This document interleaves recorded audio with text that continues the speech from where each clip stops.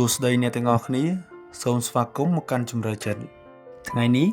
យើងនឹងវិភាគបទចម្រៀងមនោសញ្ចេតនាដ៏ល្បីល្បាញមួយរបស់លោកស៊ីនស៊ីសមុទ្រគឺបទព្រាត់ស្នេហ៍សំណប់ចិត្តដែលល្បីថាជាបទចិត្តអំពុលឆ្លើយតបទៅនឹងសំណូមពររបស់ប្រិយមិត្តយើងម្នាក់ដែលមានឈ្មោះថា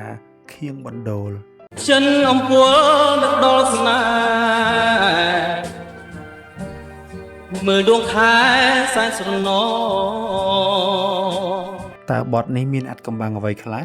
តើបទចម្រៀងបរទេសខ្លះជាបទមនោសញ្ចេតនាខ្មែរយ៉ាងដូចម្តេចយើងនឹងរកប្រភពដើមបច្ចេកទេសក្នុងការនិពន្ធនិងជម្រៅអារម្មណ៍របស់បទនេះទាំងអស់គ្នាបទភ្លេងនេះត្រូវបានយកចេញពីបទ A Whiter Shade of Pale របស់ក្រុម Procol Harum ដែលចេញនៅឆ្នាំ1967 We skip the light fandango turns cartwheels across the floor នេះគឺជាសិល្បៈមួយដែលពេញនិយមនៅកម្ពុជានាសម័យនោះគឺការយកបទភ្លេងបរទេសមកដាក់ទំនុកច្រៀងជាភាសាខ្មែរដោយលោកញ៉ែមផុនឥឡូវយើងនឹងមកស្វែងយល់ទំនុកច្រៀងទាំងអស់គ្នា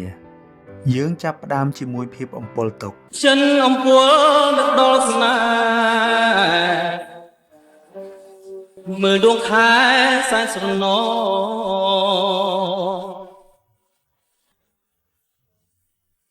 រូបសម្រស់ឆោមពិសេស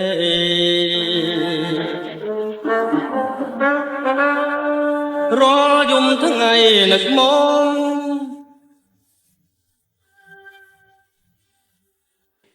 គេលួងយំរាល់រាត្រី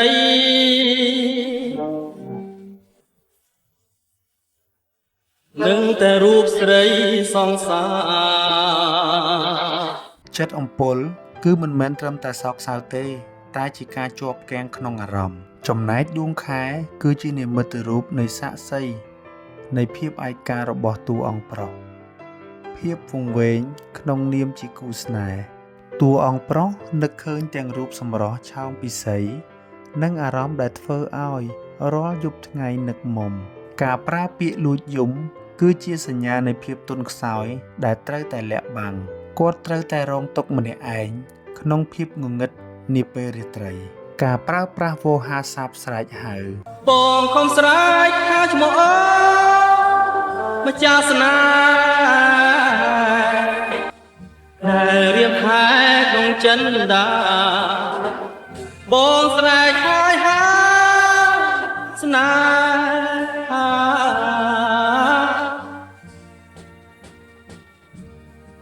រតនាស្នេហ៍មាបងការស្រែកហៅនេះគឺជាបច្ចេកទេសវោហារស័ព្ទសាកសួរដែលមិនទាមទារចម្លើយ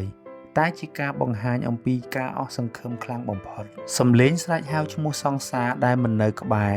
គឺជារូបភាពនៃភាពអស់សង្ឃឹមកម្រិតកំពូល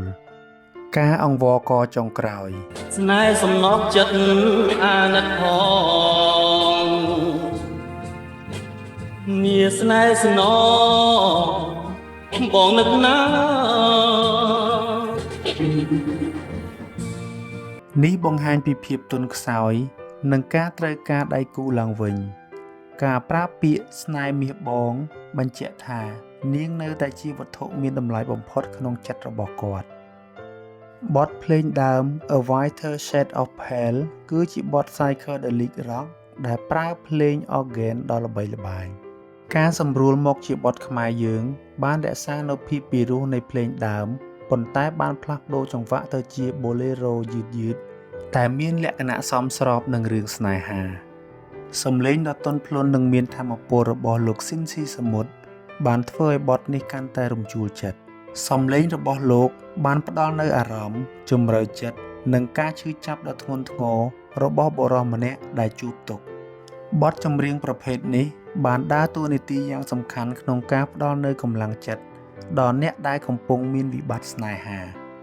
វាបង្ហាញថាសូម្បីតែតារាចម្រៀងដ៏ល្បីក៏ជួបប្រទះនូវទុក្ខសោកដែរការព្រាត់ប្រាសនិងការនឹករលឹកគឺជាប្រធានបទដែលមិនចេះសាបសូន្យនៅក្នុងសិល្បៈខ្មែរសរុបមកបទព្រាត់ស្នេហ៍សំណប់ចិត្ត គឺជាស្នាដៃនិពន្ធខ្មែរដ៏អស្ចារ្យដែលបង្ហាញពីរបៀបដែលសិល្បករខ្មែរអាចយកវប្បធម៌បរទេសមកបំប្លែងឲ្យក្លាយជាអត្តសញ្ញាណអារម្មណ៍ខ្មែរ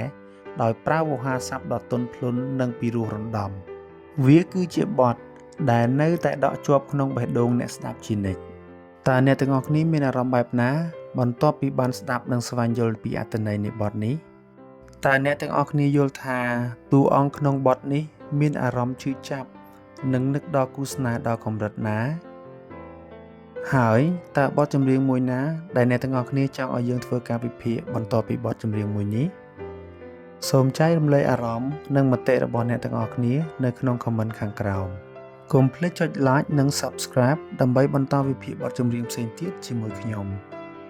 សូមអរគុណសម្រាប់ការចំណាយពេលវេលាដ៏មានតម្លៃរបស់អ្នកទាំងអស់គ្នាក្នុងការទស្សនាវីដេអូនេះពីដើមរហូតដល់ចប់ខ្ញុំក៏សូមអភ័យទោសបើសិនជាមានកំហុសឆ្គងណាមួយដែលចេតនាជួបគ្នានៅវីដេអូបន្ទាប់